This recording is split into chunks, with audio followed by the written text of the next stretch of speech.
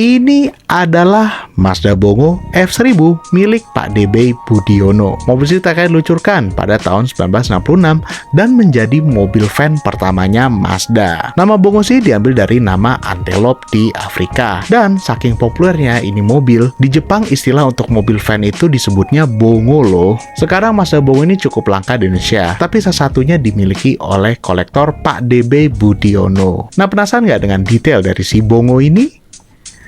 Mari kita kupas. Bongo generasi pertama ditawarkan dalam 3 varian bodi, yaitu pickup 2 pintu, blind van 4 pintu, dan versi minibus 4 pintu seperti mobil ini yang diberi nama Coach. Pada bagian depan terdapat lampu utama shield beam berbentuk bulat dalam housing kotak. Sen mobil berbentuk kotak berada pada bagian bawah dan terdapat bumper besi. Uniknya, spion mobil ditempatkan di sisi samping depan.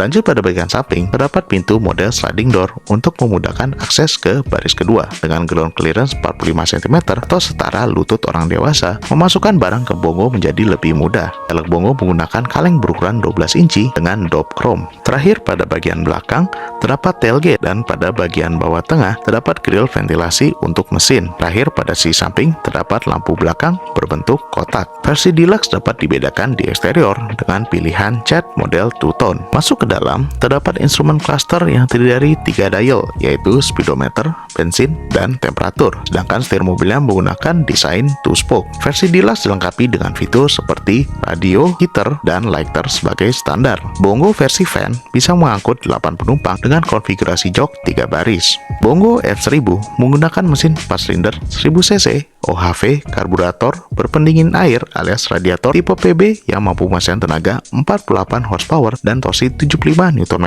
yang ditempatkan di belakang. Tenaga mesin disalurkan melalui transmisi manual 4 percepatan menuju roda belakang. Hasilnya, Bongo F1000 memiliki top speed hingga 100 km per jam. Untuk suspensi, mobil ini menggunakan independen di keempat roda dengan double wishbone di depan dan trailing arm di belakang yang dipadukan dengan perkeong. Untuk pengereman, mobil ini menggunakan rem tromol di keempat roda. Produksi Bongo generasi pertama seri berakhir pada tahun 1975 sebelum digantikan Bongo generasi kedua yang keluar pada tahun 1977. Mobil ini sempat dijual resmi di Indonesia oleh PT National Motors yang merupakan APM Mazda kala itu. Mobil juga pernah dipakai untuk kedinasan Auri dan pemerintahan. Kita lagi bersama dengan Pak DB Budiono. Kalau sekarang jadi Mazda Mas B. Siap-siap. Kita tanya-tanya dikit mengenai si Bongo. Halo Pak D, sehat? Selamat sore. Sugeng rawuh di Indonesia International Motor Show 2025. Selalu ini ya Pak D meramaikan IMS. Tahun ini bawa apa Pak D? Tahun 2015 saya membawa 30 unit Citroen 602 cc. 30 unit Pak D. 30 unit, ada buka di Google. Pasti ada fotonya. Tahun 2025 tetap membawa Citroen. Eyang Citroen tampil kembali. Waktu berputar akhir 2025 saya membawa Eyang Citroen. Nah, Citroen lagi.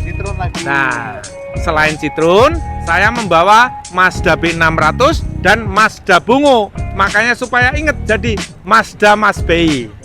Udah ada yang Citroen, sekarang Mazda Mas B. Biar ngingetnya gampang. Nah kan, Mazda Mas B, yang Citroen. Nah, iya benar-benar. Masa kecil saya, bapak saya punya Mazda kotak untuk mengangkut batik dari Lawean ke Pasar Klewer. Dengan perkembangan perekonomian membaik, akhirnya kan kurang mas. Akhirnya bapak saya ganti Mazda Bongo. Bukan, saya bangun Bongo tahun 2009 ya kalau nggak salah.